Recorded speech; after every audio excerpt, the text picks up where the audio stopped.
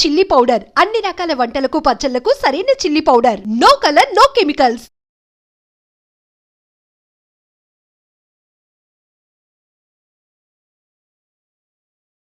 నమస్తే అమ్మా. నమస్తే అమ్మా, మనం ఈ మధ్యకాలంలో దత్తాత్రేయ స్వామి గురించి ఎక్కువగా వింటూ ఉన్నాం. అసలు ఆ దత్తనామం స్మరిస్తేనే మనం కోట్లాది దేవతల్ని స్మరించిన పుణ్యం కలుగుతుంది. ఈయన ఒక్క నామం మనం గనక స్మరించడం మొదలు పెడితే మిగతా దేవతలందరి అనుగ్రహం కూడా ఉంటుంది అని చెప్పి రకరకాలుగా వింటున్నాం ఈ మధ్యకాలంలో.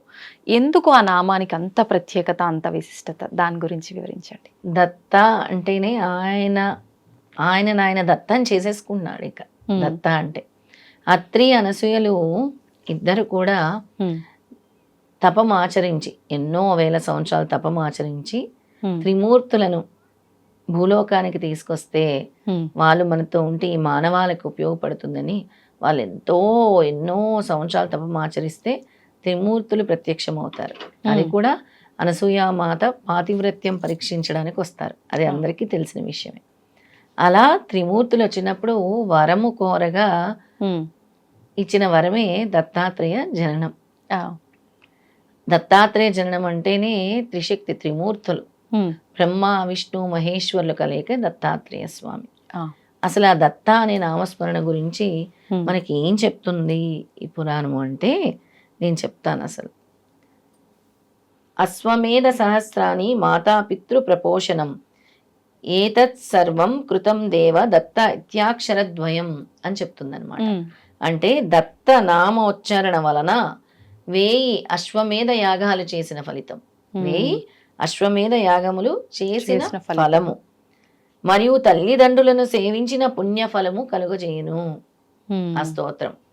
ఇంకా ఉంది, అమితం పోషణం పుణ్యముపకారం తదైవచ ఏతత్సరం కృతం తేవ దత్త ఇత్యాక్షరద్వయం.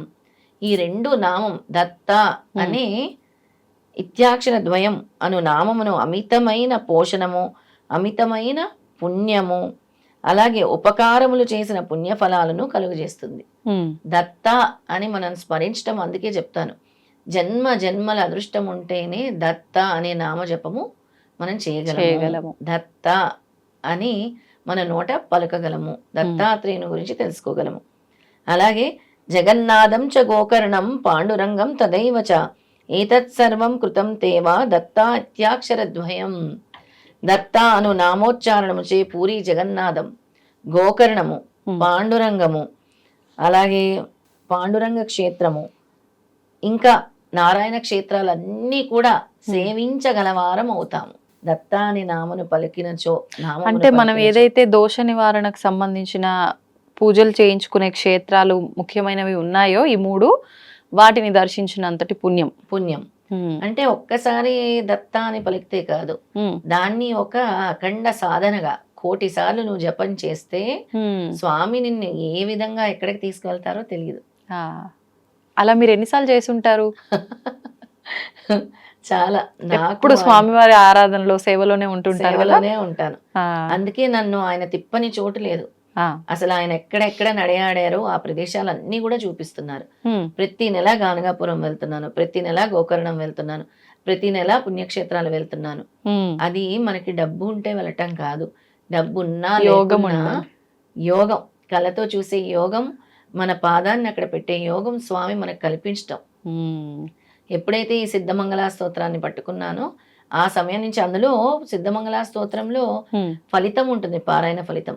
ఎవరైతే ఈ స్తోత్రాన్ని పఠిస్తారో వాళ్ళకి సిద్ధ పురుషుల దర్శన స్పర్శనాలు కలుగును, పుణ్యక్షేత్రాల సందర్శనాలు కలుగును అని. అలాగే ఎప్పుడైతే ఈ స్తోత్రాన్ని పట్టుకున్నానో విజిత, స్వామి పుణ్యక్షేత్రాలు లెక్కలేనని పుణ్యక్షేత్రాలు. ఎన్ని సంవత్సరాలు అవుతుంది మీరు ఆ స్తోత్ర పారాయణం చేయబట్టి? నేను చాలా సంవత్సరాలు చేసి తర్వాత నేను నా ప్రొఫెషన్ లో బిజీగా ఉన్నాను. గత 3 ఏళ్లగా కంప్లీట్ గా దీనిలోకే వచ్చేసాను. 3 సంవత్సరాల నుంచి ప్రొఫెషన్ ఇంకా అన్ని అయిపోయి కంప్లీట్ గా దత్తాత్రేయ స్వామి ఆరాధనలోనే ఉన్నాను కంప్లీట్ గా. 2011లో బాబా దేవాలయం నిర్మించాను. తర్వాత దత్తపీఠాన్ని 2 సంవత్సరాల క్రితం స్థాపించాను. సూపర్. ఇంకా దత్తనామం గురించి స్వామి ఏం చెప్తున్నారంటే, ఇలాంటి క్షేత్రం తిరిగినే కాకుండా 6 శాస్త్రములు, 18 పురాణాలు, 9 వ్యాకరణాలు కూడా దత్త అనే నామంలో ఇమిడి ఉన్నాయి. అంటే ఆ దత్త అనే నామం యొక్క పవర్ తెలియజేస్తున్నాను నేను. అంటే స్వామి ఏ విధంగా చెప్పారు అని.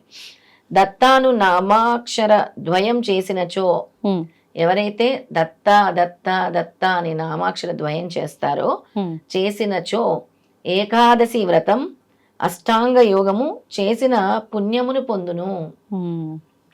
దత్తనామ జపం చేసిన వాళ్ళకి ఏకాదశి వ్రతం చేసిన ఫలితము, అలాగే అష్టాంగ యోగము చేసిన ఫలితం కూడా స్వామిస్తారు.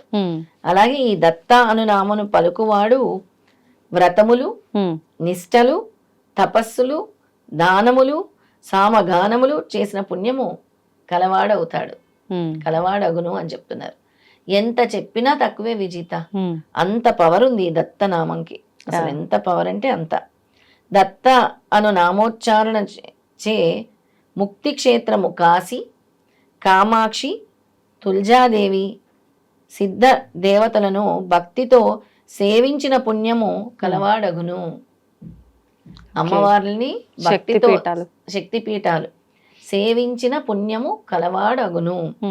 అలాగే దత్త అను నామోచ్చరణము అన్న హోమాదులు, అన్నదానాలు, హోమాదులు, భూదానాదులు, గజ వృషభదానాదులు, వాటన్నిటినీ చేసిన పుణ్యము కలుగువాడగును. ఏవి చేయకున్నా వాటన్నిటిని దానం చేసే తంటివాడు అగును. అది ఎప్పుడు దత్త అనే నామాన్ని మనం 1,000 సార్లు చేసి వీడకుండా అనుక్షణం దత్త దత్త దత్త దత్త అంటాము. అందుకే మనం ఫ్యూచర్ లో దత్తనామ యజ్ఞం పెడదాం. అంటే ఎంతమంది ఎన్నిసార్లు దత్త దత్త దత్త అని చేశారు, పూర్తిగా దత్తాత్రేయ స్వామి గురించి వాళ్ళు తెలుసుకున్న తర్వాత ఇలాంటిది ఒకటి పెట్టి వాళ్ళు కూడా మనకి కమెంట్స్ రూపంలో తెలియచేయచ్చు. తప్పకుండా. నిజంగా బాగుంది ఆలోచన కూడా. అంటే తెలుసో తెలియకో ఎన్నెన్నో తప్పులు, పొరపాట్లు, పాపాలు చేస్తూనే ఉంటాం. వాటన్నిటికీ ప్రక్షాళన ఇక్కడే జరుగుతోంది ఈ నామం వల్ల అనేది మనకు అర్థమైపోతుంది సింపుల్ గా. ఇప్పుడు ఇన్ని దానాలు, ఇన్ని క్షేత్ర దర్శనాలు, ఇన్ని శాస్త్రాలు, వేదాలు చదివితే వచ్చే ఫలితము, తిరిగితే వచ్చే ఫలితం వస్తుంది అని అంటేనే సింపుల్ గా మనకి అర్థమైపోతుంది. అందరూ ఎక్కడికి వెళ్లకుండా ఒక చోట కూర్చొని నీకంటూ ఒక స్థానం ఏర్పరచుకొని పవిత్రంగా నువ్వు స్వామిని నీ హృదయంలో పెట్టుకొని ఎప్పుడైతే దత్త అనే నామజపం చేస్తావో రాత్రి పగళ్ళు లెక్క చేయకుండా దత్త నామంతోనే నీ శరీరం అంతా ఇమిడి ఉంటావో నీకు ఇంతటి ఫలితం దక్కుతుంది. ఓకే, ధన్యవాదాలమ్మా. నమస్తే.